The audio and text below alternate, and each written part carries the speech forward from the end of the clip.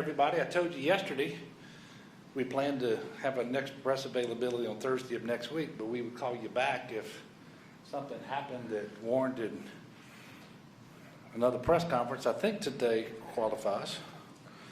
So we wanted to first, and thank you for coming back for that. So we wanted to go over a few things from this session, and then I'll make myself available for questions. Obviously, the legislature just concluded the second special session of this year, and I know you probably have questions about the bills that they passed that are headed my way and whether they're going to be signed or vetoed. And the truth is, we haven't received them. There were a lot of late conference committee reports that we haven't had an opportunity to look at, and I think some of the bills actually died on the calendar, so we'll have more information on the bills in the coming days. It's been reported that the House Republicans have affixed enough signatures to a petition to end the COVID-19 public health emergency. At least that's what I've been told, and they are acting as if that public health emergency is over, and in fact, we have a public health emergency. I go over the numbers with you every day, and we'll go over those numbers again in just a moment. I haven't seen a petition. I don't know how many signatures are there. I don't know what the petition says, and so I can't talk too much about the specifics of the petition. But if I understand their intentions, I will tell you that it's reckless and irresponsible and unconscionable. And I believe that the only way they could have gotten 53 or more signatures is for that petition to contain the signature of a number of folks who've expressed to me privately, but also have said publicly, that they believe the petition to be a bad idea and that it's unconstitutional. They're right. I stand up here every week, sometimes multiple times a week, and talk about numbers, talk about the COVID situation in Louisiana. In fact, I was just here yesterday to talk about how there are numerous COVID spikes going on all over the country and around us. Whether you call it the third surge or the second wave, it's happening around the United States of America. More than 70,000 cases reported yesterday. That's the first time in 3 months we've reached that level. The most hospitalizations across the country since August the 20th, and more than 41,000 for COVID-19. And you don't have to look too far. Just the other day, Mississippi began to reinstate the mask mandate that it had lifted just a couple of weeks before because of a steep rise in cases. Now, it is true, as I mentioned yesterday, and I'm very thankful, that Louisiana has fared far better lately than our neighbors have in terms of new cases and test positivity and so forth. But we know that that can quickly change. It only takes a few days of behavior that no longer conforms to the mitigation measures and the restrictions that we've had in place in order for us to be set back months in the progress that we have made. If we stop doing what we know works, what has been proven to work, what has been recommended to us by experts, we know we're going to be in a much different place, in a much worse place. What I'd like to do now is go through a few slides with you.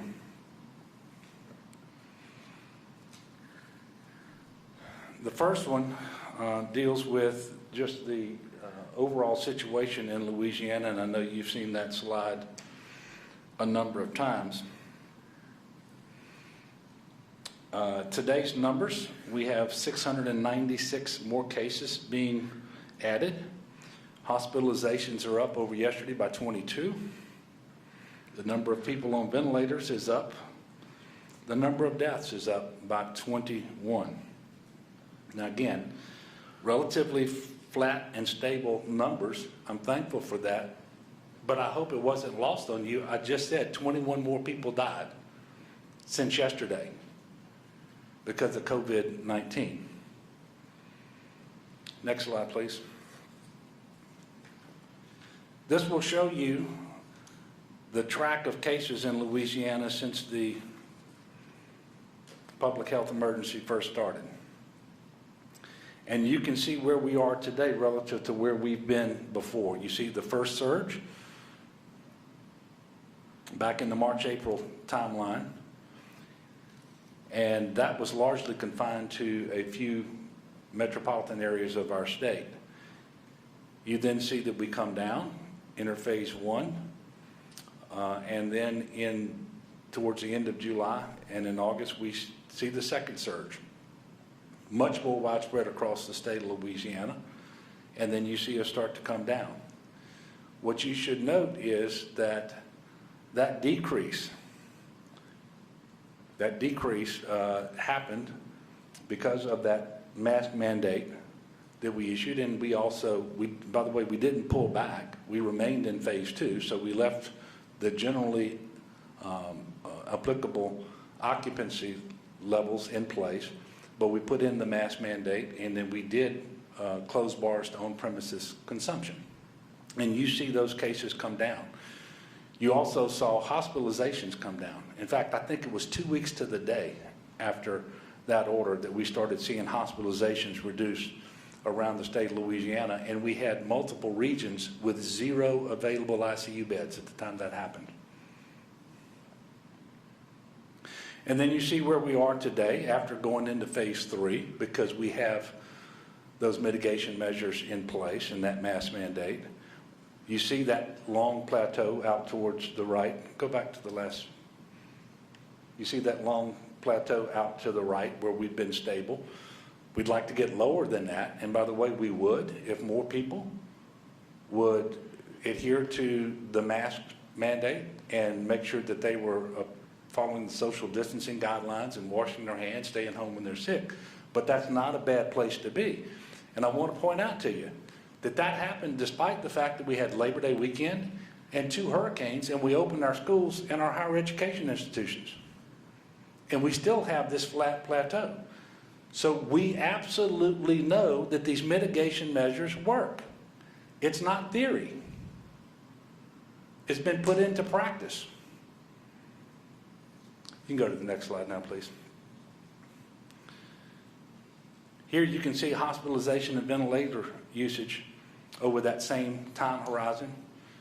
And you can see when things happen with respect to putting in the stay home order and when things start to come down, when you put in the mask mandate and things start to come down. Again, exactly 2 weeks after the mask mandate went into order, you finally saw those numbers of hospitalizations start to decrease. You also see that positivity line decrease. And that's the most significant indicator of what you're going to be faced with in the future, is how many tests are yielding positive results on a daily basis. Go to the next slide, please. The most recent White House Coronavirus Task Force report for the state of Louisiana, which is individualized, comes to us every single week, shows that we are number 36 in the country in new cases per 100,000 in population over the last week. And that is despite the fact that there is a surge going on across the country and including across the South, as I mentioned earlier. And in fact, our neighbors, and we're greatly influenced by what happens by our neighbors because of the mobility of people. Our neighbors are Arkansas at number 12, Mississippi at number 13, and Texas at number 29. And then on test positivity, this too comes from the White House Coronavirus Task Force. This is last week's report. We're number 34 in the country, national rank. Now, y'all remember there was a time when we had the steepest incline in case growth in the world. Number 34 in the country presently. Our neighbors, Texas is 18, Mississippi is 12, and Arkansas is 19.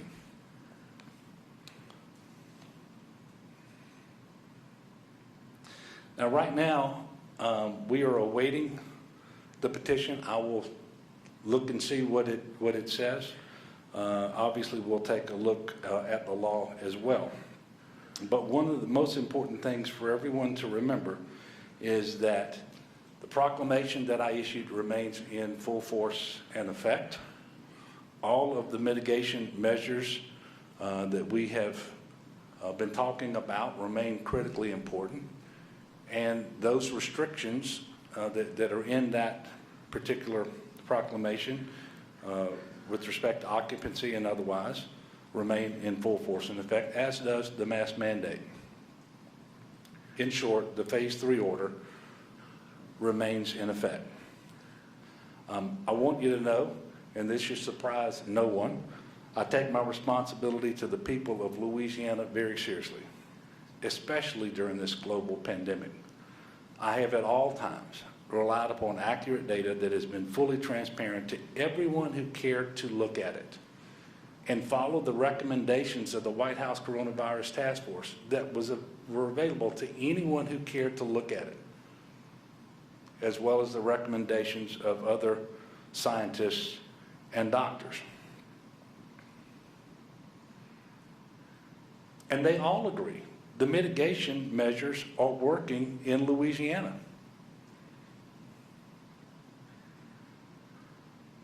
Just last month, while visiting, Dr. Deborah Birx, who was the leading medical authority on the White House Coronavirus Task Force, came to Louisiana. She was at LSU. She said that they actually learned a lot from Louisiana and our mitigation measures and their effectiveness, especially as it relates to the mask mandate. And that was actually further demonstrated to her with something that she didn't know, because LSU had conducted studies of its own on campus of wastewater that showed a precipitous decline in virus 2 weeks after the mask mandate went into place. She had not seen that type of study before relative to when mandates were put into place, and she said that it absolutely demonstrated the efficacy of that particular mandate. She further told me and everybody there that she's extremely concerned, and if you turn on the news, any station, you're going to see this, extremely concerned about what happens over the rest of this calendar year as we move through the fall and into the winter, into flu season. When people are driven indoors by colder temperatures, what's going to happen with the spread of this disease, accompanied potentially by the spread of the flu?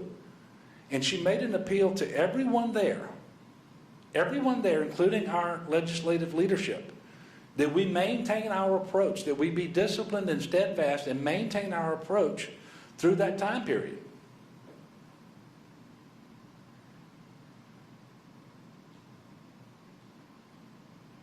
The simple facts are that masks work. Social distancing works. Washing your hands frequently work. Staying at home when you're sick works. These things are necessary if we want to slow the spread of COVID-19 in Louisiana. And occupancy restrictions are absolutely essential, otherwise you cannot engage in the physical distancing.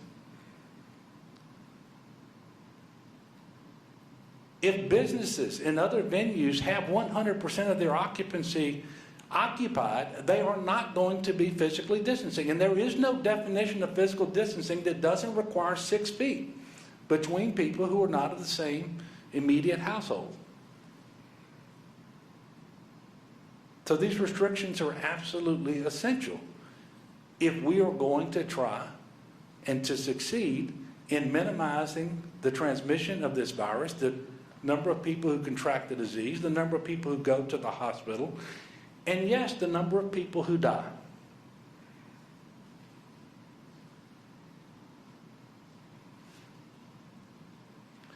You know, burying heads in the sand and just pretending that COVID isn't a problem isn't going to help.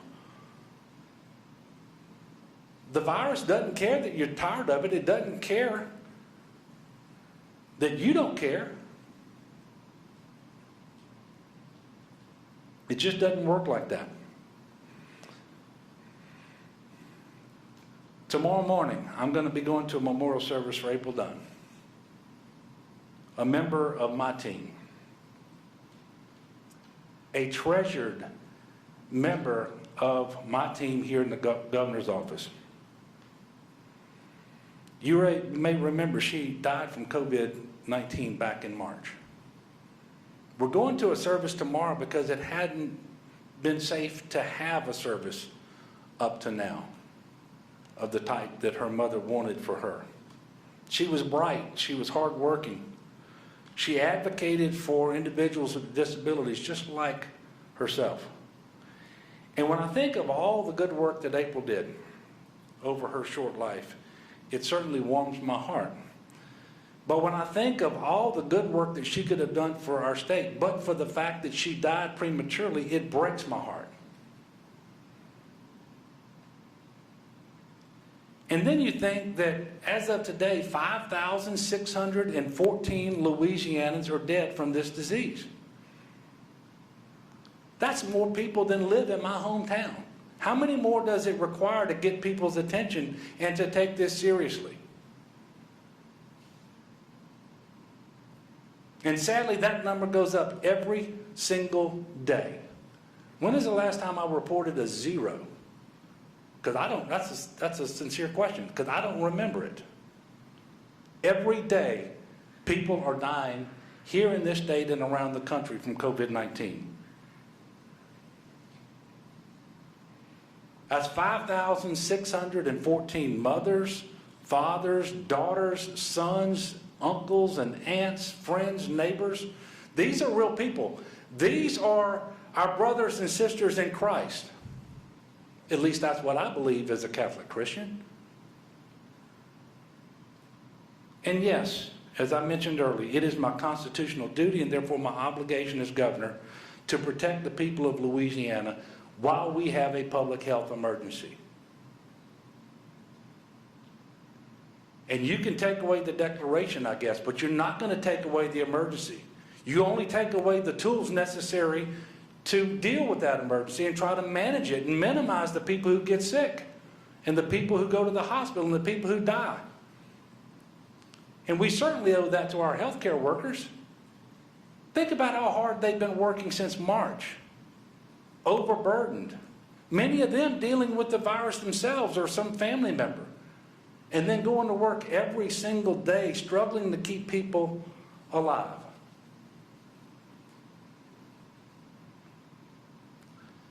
I know that everybody wants to return to normal. Nobody more than I do, by the way.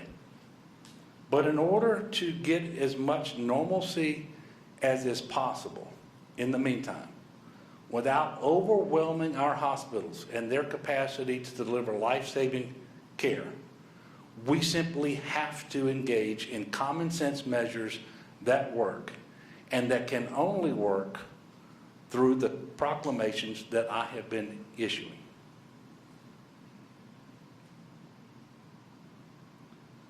Almost exactly 9 months ago today, and I know it seems like a long time, I stood on the steps of the Capitol and I pledged to work hard every single day for all the citizens of our great state.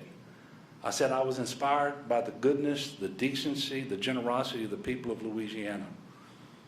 I told you that my love for this state had only deepened as I met more Louisianans over the course of my first term. I promised you I would serve all the people of our state, even those who disagree with me. And in fact, especially the people who disagree with me. And that has never been more important than right now. My resolve hasn't changed. If anything, it is stronger. And by the way, my belief that the people of Louisiana are good and decent and generous people has never been stronger than it is right now. And so I'm going to continue fighting for all of our people. I'm going to continue to fight to keep the number of deaths down, to keep people out of our hospitals, to make sure that we do what works.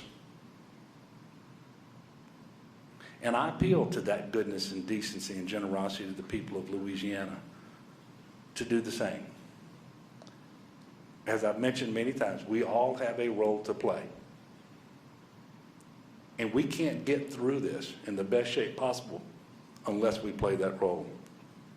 So wear your mask, social distance, wash your hands, stay home when you're sick, and watch and protect the vulnerable. We're going to get through this, and we're going to get through this together. And with that, I will take a few questions. Sam, you are always the first, and Greg would beat you, but since Greg's not here, you're first. You go ahead. I'm in Greg's spot, but so Governor, my understanding, the law contemplates upon receiving, I guess, this petition that you are to issue an executive order ending your proclamation. Is there any scenario under which you would do that? Do you intend to do that, or do you intend not to?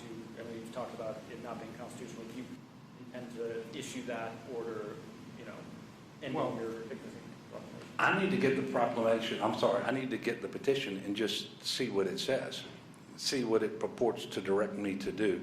And until I get it, those types of questions are largely hypothetical, and I just don't want to go there. But what I can tell you is I'm going to do everything that I can to make sure that we manage this public health emergency for the public health emergency that it is. Yes, ma'am. Governor, are you anticipating that this will ultimately get decided in court, whether this law is constitutional and this petition is constitutional? It seems like that's the only remedy that's left. I would say that that's possible. One of the things that could happen is those members of the House who've signed the petition, who've told me and others that it's a terrible idea to do the petition and that it's unconstitutional, they can remove their names and then it goes away.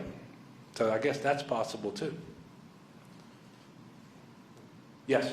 I know you haven't received it yet and you don't know what the petition says, but with how it came about and what this could mean, is there anything about it that scares you a little bit, makes you afraid? Well, I'm certainly disappointed that so many people would be so reckless and irresponsible. I'm not going to say that I stand here before you and the people of Louisiana scared, because I just told you I'm going to do everything that I can to protect our public health and to make sure that we can manage this disease. And quite frankly, and I want to say this clearly, I apologize to no one for the decisions I have made. And I have bent over backwards to be as bipartisan or nonpartisan as I can be. And you would think for House Republicans it would count for something that the actions I'm taking are those that have been asked of me by the White House Task Force.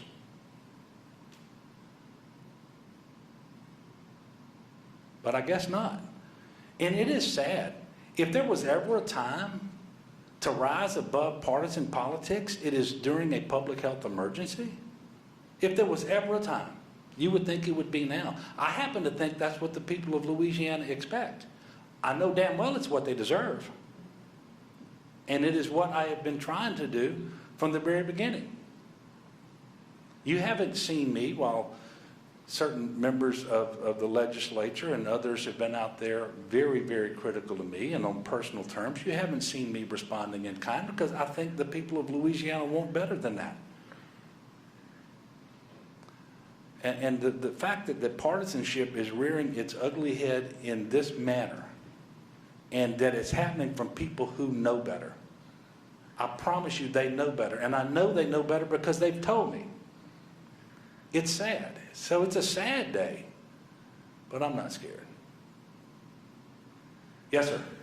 It seems like kind of the main point is to kind of open up a few more businesses kind of across the state. Is there any possible compromise that you guys can do, or that you're willing to work with Republican lawmakers to maybe open up a few more businesses or be a little bit more leeway with it? Well, first of all, I don't know if their point is to open up a few more businesses. Which ones are closed? We have some restrictions on bars.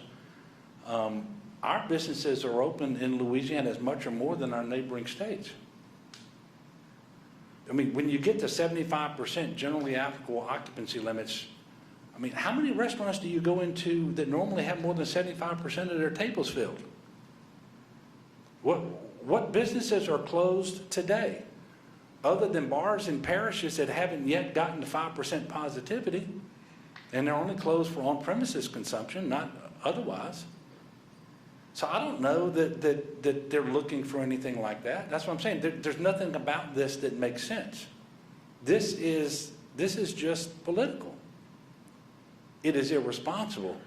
So while I guess it's possible that some people who signed the petition want something that would satisfy them, I don't know if it's putting more businesses open, because we don't have many that are closed. But I will tell you this, that might be their intent, but there are some real world ramifications were my proclamation 134 JBE 2020 to be terminated. It puts all federal funding that the state receives through the Stafford Act for COVID-19 at risk. The Stafford Act, by definition, applies to emergencies and disasters. If we don't have one, what right do we have to that funding? Because the contract that I have with FEMA right now requires me to designate one federal coordinating officer, and that contract is not good if we don't have a public health emergency. And I promise you, FEMA isn't interested in dealing with. They're not going to go and try to see if all 64 of our police jury presidents or parish presidents are interested in doing their own contract. That's not the way it works. I can tell you that if this were to be terminated, GOSEP will no longer be authorized to respond to local government requests for COVID aid. And you think, well, that may not be a big deal. Well, I can tell you since March, there's been 9,500 of them that we've responded to.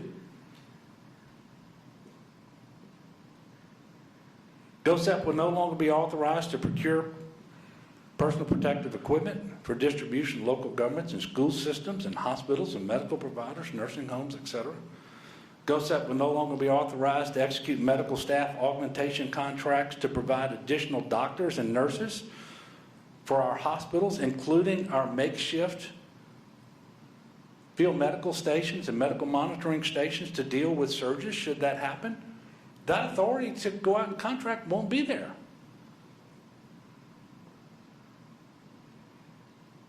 The National Guard no longer authorized to conduct local testing. They test more than 1,000 people every single day. I get the report every night. Can't do it. If you want this thing to get out of hand, stop testing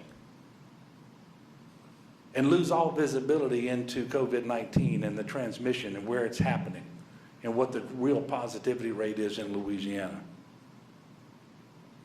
The National Guard would no longer be authorized to continue to monitor and work the warehousing of things that come into the state related to COVID-19 and to deliver those things, PPE, testing supplies, et cetera, to local governments and hospitals and nursing homes and schools and universities.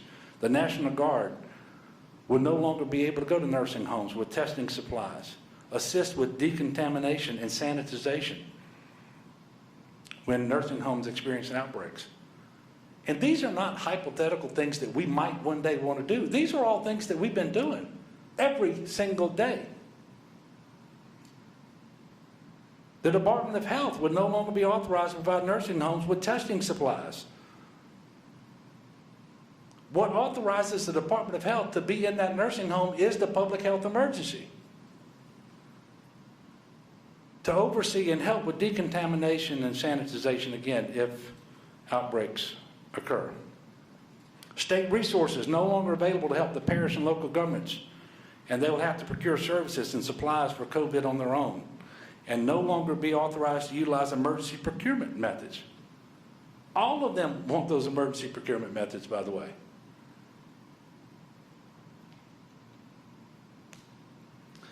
Should a vaccine become available, or multiple vaccines, the Department of Health would not be authorized, absent a public health emergency, to do all of the steps necessary to allocate, distribute, and administer that vaccine.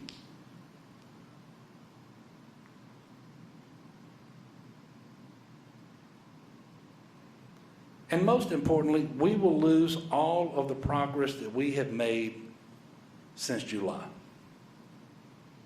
More people are going to get sick. More people are going to go to the hospital. And more people are going to die.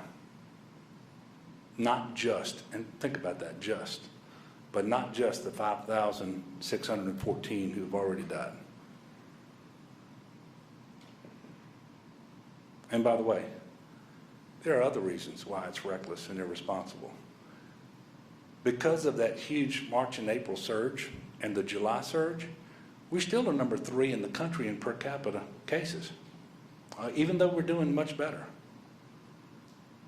But we would be the only state in the nation without a public health emergency in place.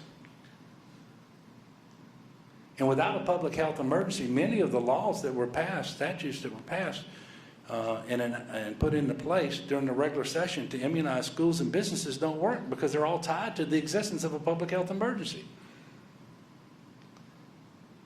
So when I tell you reckless and irresponsible and unconscionable, that doesn't even begin to scratch the surface. That's a long answer to your question. Yes? Governor, it seems this latest petition spawned out of a belief among House Republicans that you were going to veto Mark Wright's bill. Did you indicate to them you were going to veto Mark Wright's bill, and did they indicate to you that this was coming if you were going to? The answer is that I asked Mark Wright to come see me yesterday morning, Representative Wright, and he did not come up. And so I haven't had an opportunity to visit with him at all. The truth is I haven't read the bill, but I will tell you what I've told you from the very beginning when this session was called. I will surrender none of the authority that I have under the Constitution and the laws of this state that I believe to be essential to properly and effectively manage this public health emergency. And if you just read that bill, you would see that it would seek to manage this emergency by committee, and I just can tell you that does not work. It will not work. I know. I've been working this every day since March. I know how quickly decisions have to be made. I know how urgent this situation is. And quite frankly, legislators who don't even believe we have a problem ought not have a role in the decision-making process. I am always willing to continue, as I have, by the way, to discuss what I am doing and the data that is informing my decisions and all of those recommendations coming from our public health department, but also from the White House Task Force with legislative leadership and with any other individual legislator who wants to have that conversation. We've done that. So to be clear, you are going to veto Mark Wright's bill? You have a question? I do, but it's along the same lines, which is that You don't think you'll get the same answer? well, let's go anyway. There seems to be some expectation among Republicans that that bill is going to be vetoed, and that seemed to fuel the latest signature drive for the petition. So I guess what I'm wondering is, did you have any conversations with the House leadership or with individual House Republicans who indicated that they intended this new petition effort if that bill got vetoed? I mean, was that... Let me tell you how bad that bill was. In the Senate, they had to twist arms to get the votes to make it pass, and they did the same thing in the House where it passed with 54 votes. It needed 53 just to pass. There was nobody in leadership or elsewhere who expected that bill to be signed into law.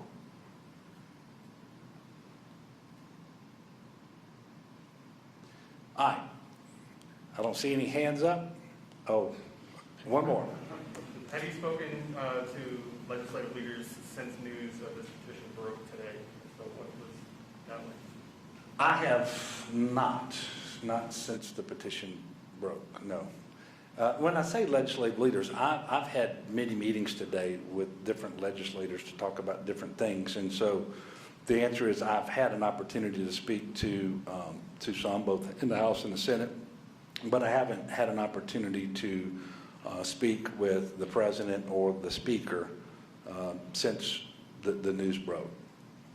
But I do look forward to that next opportunity to visit with them and to share with them many of the same concerns that I just shared with you.